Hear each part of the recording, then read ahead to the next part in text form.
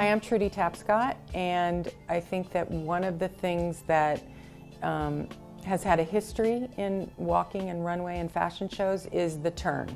And if you go back in history and you look at shows from different decades, which I highly recommend, and if you go and look at a Halston show or a show from the 70s, even into the 80s, you'll see a lot of movement, there's a lot of turns, the shows look very different than what they've evolved to now.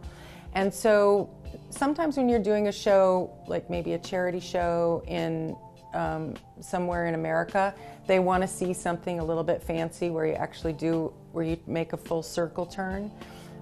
For shows in major markets now, currently, that's not really happening.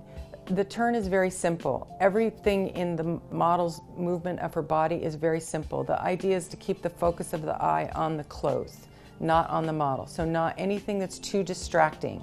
So that's why sometimes when you see shows, they're not smiling, there's no facial expression, there's nothing friendly about them, they're not doing it, because all any designer wants you to really look at are the clothes. That's the focus, that's the main thing.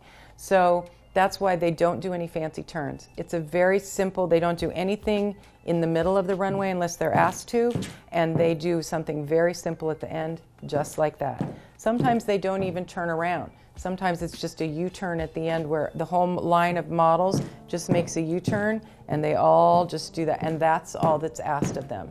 So sometimes it depends upon the staging, it might change, but really currently right now, we don't do any fancy turns. There's really not anything that happens like that in New York or Paris or Milan or London. Any major market with a major designer, it's a very simple walk. You're really showing the clothes, that's the focus.